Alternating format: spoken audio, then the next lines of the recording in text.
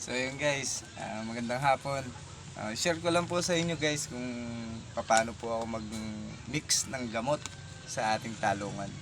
So yun, recommend ako sa inyo itong Lanet. Itong Lanet guys, napakabisa nito sa aphids. Nakita nyo guys yung pagka merong langgam yung mga talungan, yun, automatic yun guys, meron yung aphids. So ito ang pinaka the best para sa aphids. So ito guys, pwede itong timplahin sa isang balding tubig. Ito nga 16 liters. Itong isang ano na to. Hindi naman pagka bata pa ang inyong mga talong. Siguro mga 1 week pa lang yung talong nyo. Kahit mga isang kutsara lang. Yun, pwede nyo na siyang i-spray. So pagka malalaki na, kagaya nung sa atin dito, 29 days na sila. Sa isang ganito, isang 16 liters. So yun, very effective talaga. So sasabayan natin siya ng 7.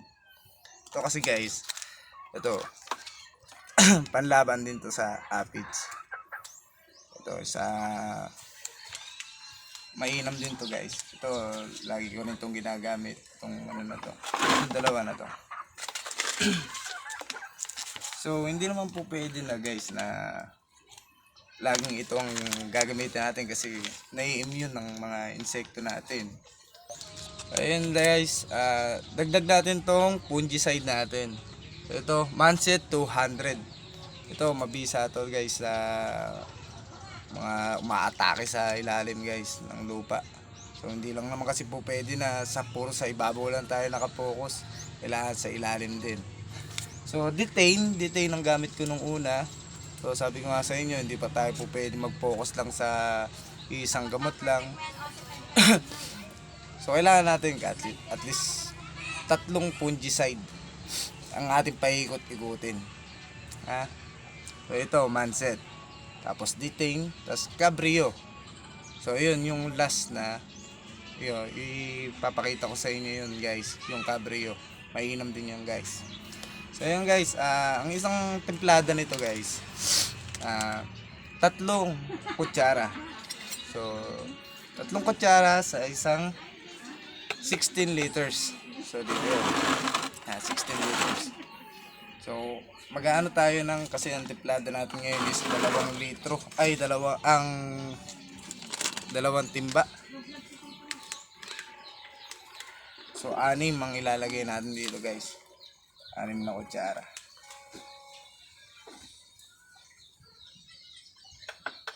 Ayan,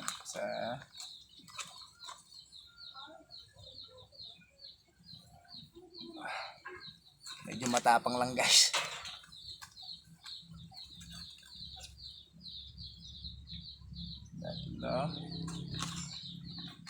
Ito guys, napaka-importante nito.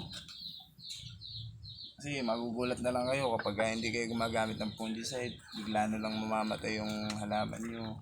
Kala nyo walang napakasigla nila. Kasi sa ibabaw lang tayo nakapokus. So yung ilalim pala, ang tinitira pala yung ugat nila, yung puno. Ayun, napaka-importante ng fungicide guys. Dapat nag-a-apply tayo rito.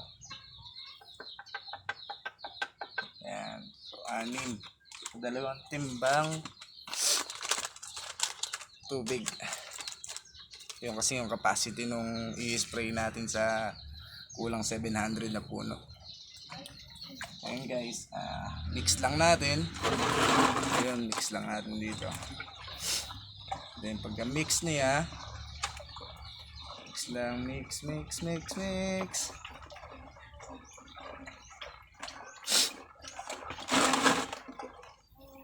Ayun guys, ang tayong 7 Lanet. So 2 packs na sila. Then fungicide, Manset 200. Okay. Then lalagyan natin siya ng foliar syempre. Ito, napakabisa nito guys. Promise. Ito, gold finger guys. Ito, Alam, nasubukan ko talaga to.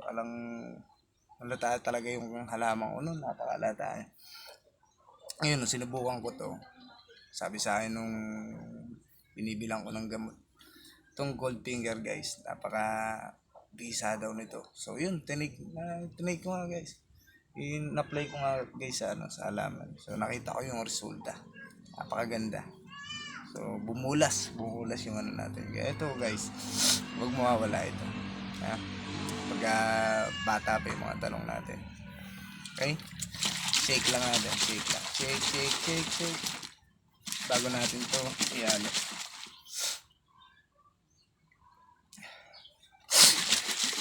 Ngayon guys, pagka bata pa yung talong natin, yun nga, yung mga 1 week pa lang. Kahit isang takip lang nito sa 16 liters, pwede na yun. Kasi pagka nasobrahan kayo, pwedeng masunog yung dahon. Pwede. So yun nga guys, matapos na natin tong i-mix sa balde. Pwede na natin itong isalin dito sa ating batya. Okay. Ito guys, capacity niyan, dalawang 16 liters. Ayan. So yun, diba? Very simple lang guys. So yun, mamaya pakita ko sa inyo kung paano mag-bomba, mag-spray. So ayan guys. Madali guys.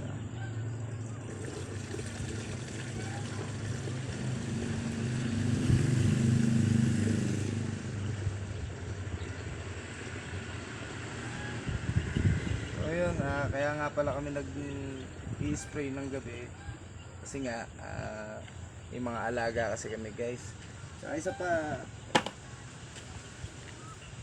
recommend ko rin talaga na gabi kasi doon naglalabasan yung mga insekto, madali natin silang tatamaan. So, ayan.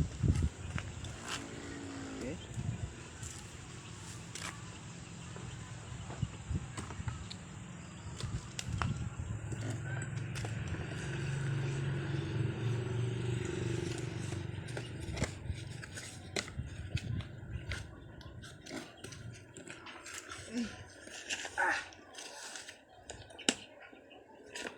Ready na tayo. Okay.